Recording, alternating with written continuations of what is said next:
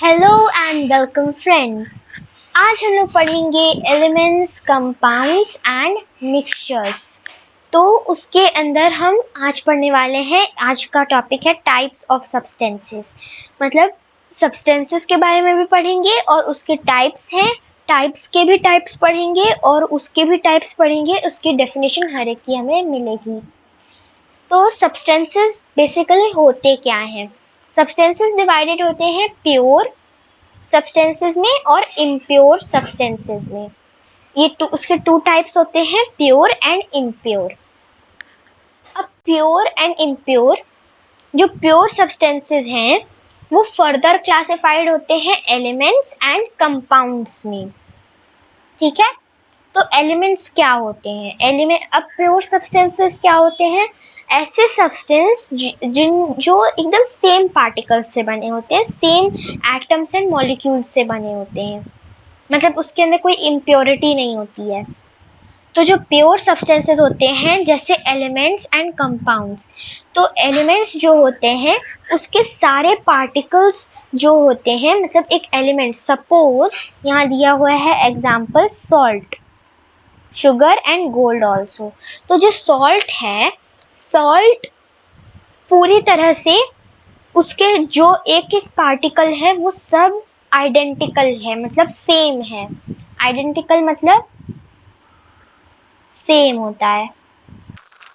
तो एलिमेंट्स के क्या होते हैं? सेम पार्टिकल्स होते हैं, identical particles, identical atoms and molecules होते हैं। तो एलिमेंट्स के एग्जांपल्स हैं सॉल्ट, शुगर एंड गोल्ड। तो एलिमेंट्स पूरी तरह से प्योर होते हैं। अब कंपाउंड्स के examples, compounds are combination of more than two elements combined together chemically. तो क्या कह रहा है ये? एलिमेंट्स हमने अभी पढ़ा कि ऐसे सब्सटेंसेस जो टोटली प्योर होते हैं, जिनके आइडेंटिकल एटम्स होते हैं। और कंपाउंड्स क्या होते हैं?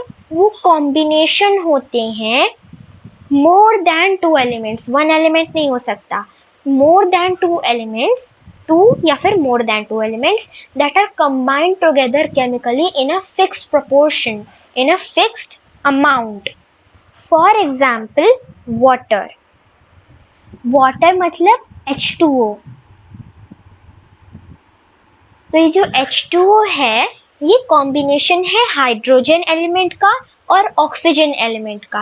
हाइड्रोजन का 2 एटम्स और ऑक्सीजन का 1 एटम।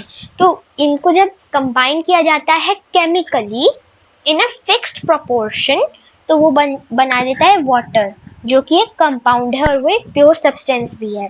वैसे ही जिंक क्लोराइड भी होता है ZnCl2, मतलब 1 atom of zinc and 2 atoms of chlorine. ठीक है, उसके बाद होता है sodium hydroxide.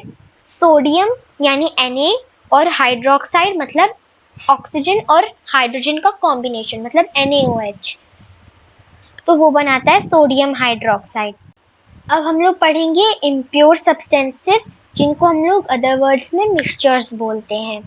Impure substances pure substances के ऑपोजिट होते हैं, मतलब उनके जो पार्टिकल्स होते हैं वो सेम नहीं होते हैं। इम्प्योर सब्सटेंसेस को